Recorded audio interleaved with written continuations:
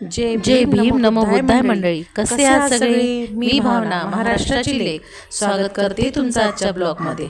मंडळी, आज वर्षवासाचा 17वा दिवस.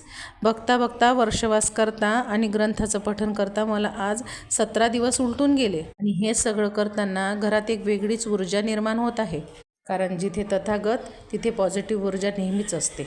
असो, नंतर साहेबांनी स्वतःसाठी आणि मुलीसाठी बाहेरूनच नाश्ता वगैरे घेऊन आले.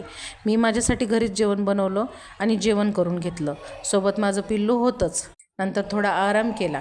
पण रविवार म्हटलं की साहेबांना चैन पडत नाही. दिवसातून 10 वेळा त्यांचा चहा होतो, म्हणून मध्ये मध्ये उठून त्यांना चहा करून दिला. नंतर पोरीनी आणि मी सगळ्या घरातले बेडशीट वगैरे चेंज करून घेतल्या, सगळी साफसफाई करून घेतली. नंतर माझं बॉक्सेस पॅकिंग करायचं काम थोडं बाकी होतं, ते पण मी पूर्ण करून घेतलं. आणि मग काय, संध्याकाळची साफसफाई, झाडझूड वगैरे करून घेतली. नंतर भांड्याचा आगारा पडलेला होता, तो पण मी आवरून घेतला. किचनवटा सगळा आवरून घेतला आणि संध्याकाळच्या स्वयंपाकाची तयारी केली. 7 वाजायला आले होते, म्हणून पूजा व वंदना करून घेतली व ग्रंथाचे पठण करून घेतले. नंतर आमच्या साहेबांसाठी चमचमीत जेवण बनवलं आणि मी नेहमीप्रमाणे काकडी खाल्ली.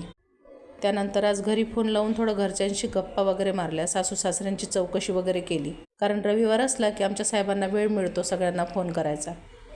सगळ्यांशी बोलून झाल्यावर मी माझं सगळं काम आवरलं. झोपायच्या आधी रोजच्याप्रमाणे पिल्लूसोबत मस्ती, थोड्या गप्पा गोष्टी केल्या, तिला पोयम वगैरे शिकवल्या, थोडं तिच्याशी बोललो, खेळलो आणि असा संपला आमचा दिवस.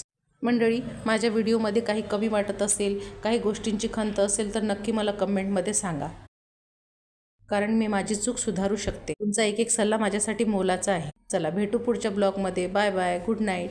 भवतु सबमंगलम.